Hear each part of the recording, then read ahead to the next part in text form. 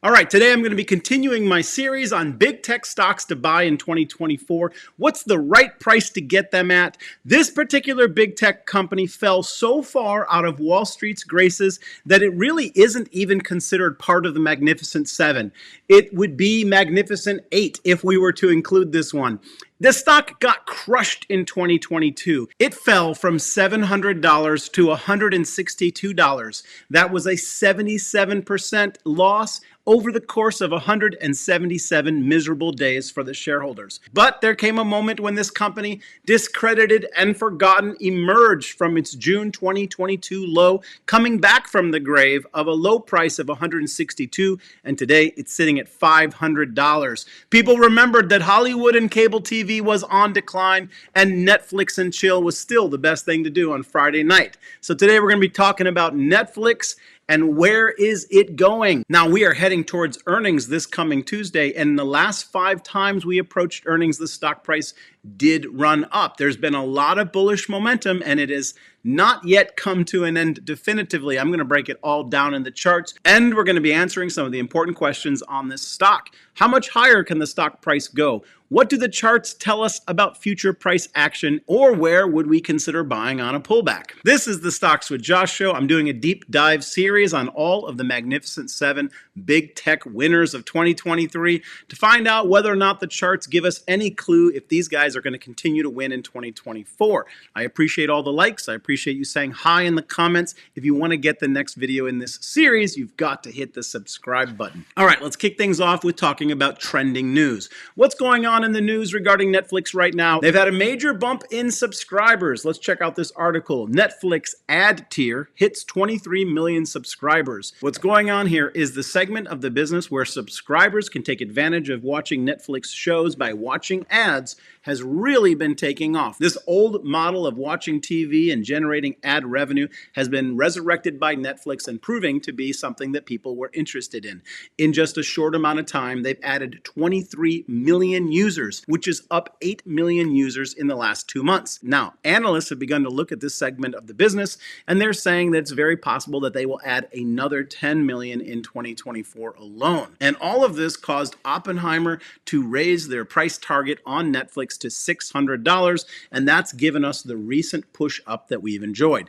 Now, they went on to say, though, that they are basing that on having a total of 50 million MAUs. What's MAUs? It's monthly active users. And so, just to be clear, before you think that this price is going to have a straight path up to $600, you have to understand it's an increase on a performance scenario that has yet to play out.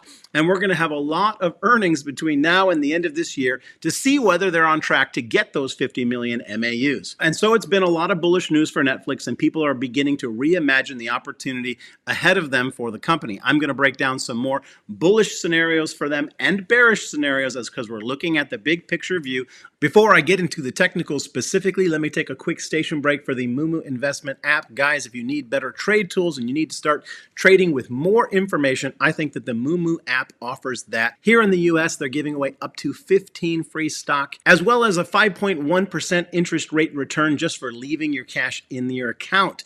That would work pretty well for getting set up to make big investments on the pullbacks that are coming in 2024. Click on that link and check it out. Get the free stuff and start investing with better trade tools. All right, let's dive into the technicals. So what exactly is support and resistance? And I think it's extremely important, especially for retail traders that are looking closely at the current price to understand that stocks trade within a price range. Now, I see the current price range on Netflix to be between $418 and $508. Now, 3 times it's come up against the $500 range, and 3 times it's quickly gotten rejected. Now, we're going to look for clues in the chart to tell us where this might go. I will just tell you up front, I don't think that the attempt to push higher has come to an end just yet, especially as we're moving towards earnings. This is going to be a critical couple days between now and next Tuesday. And so if we break out above $508, then I think this has a strong path forward to $538. And one of the reasons why that could happen from a technical perspective is you have to understand that when the bears load in too early, getting in right before a potentially hot earnings could be too early. When they load in too early, then with good news, there can be a short squeeze pushing the stock higher. And remember, bears have to buy the stock to close their position. And so if they got in too early, that's what could give this the volatility and the violent thrust higher through earnings. Now beneath it, local support is $475. Now, if we were to break and close beneath that number between now and a couple days after earnings, to me, it would be signaling that it's going on to the downtrend to create a swing low to test that lower end of the range, which I'm defining at the moment at 418 based on how high we are right now. But if we go higher, then it would bring the lower area of support up higher as well. Now, similar to some of the other big tech stocks, we're going to look at the 200-day moving average, which we're currently above. We had in recent months come back and tested that range and popped back up above it, but it would not be unusual for us to come back and test the 200-day moving average again. In addition to that, we have a long trending ascending support line, which I'm going to get to in just a minute. But both the 200-day moving average as well as that ascending support line puts support somewhere between $400 and $418 in the days ahead as being the strongest support that this could get to if we get a market pullback. And you have to remember, we're still at elevated prices in this market. We have yet to define a major swing low moment. We're still moving and digesting the big upswing of 2023. Now, the second thing that we want to look at is the momentum. Are we increasing momentum as we climb higher, signaling that we're going to hit Oppenheimer's $600 target? Well, the answer is no. It's not at all strange right now that all of big tech is likely going to show us bearish divergence, and Netflix is in the same camp as the other companies we've already talked about. There's clear bearish divergence, which means slowing momentum in the charts. And I want to remind you guys that back when the market was at its lows, we were seeing a bunch of bullish divergence, which was signaling us that the market was getting ready to go higher. It's the opposite right now. All the big tech companies are showing us bearish divergence, signaling that the momentum up is coming to an end. But the good news when it comes to the RSI is that we are still in the hands of the bulls in the RSI chart. On the daily, the weekly, and the monthly, we're above the 50% mark, which means the bulls are still in charge on Netflix stock. Now, the other thing, and this is the most important thing I wanted to go over with you guys today, and it's kind of like a small mini technical class. I want to show you the chart pattern on Netflix right now and explain to you what it means. We have a megaphone chart pattern on this stock right now. So what is a megaphone pattern? Well, it's also known as a broadening formation, and here are the characteristics of it. One, it signals that there's high volatility in the stock and possibly in the market. We know both of those things to be true. Two, that the path is not clearly in an uptrend. Because of the broadening nature, we're seeing a higher swing high and a lower swing low, broadening over the course of time, which means that as this continues to rise, bears and the bulls are fighting for direction. And the last characteristic of a megaphone pattern is that it becomes more clear to see in the charts the closer we get to the top or bottom. And this is a pretty clear megaphone, which means that we are very close to the top. Now, the last thing I want you guys to look at in the charts is the doji candle that we've gotten in the last couple days. If we go back just a little bit of time, we see that we had previously gotten a doji candle. It means that neither the bulls nor the bears have a ton of confidence on that candle on that day. But that when you see that candle at the top or the bottom of a run, it typically also signals reversal. So we've got a number of potential reversal signals in the chart.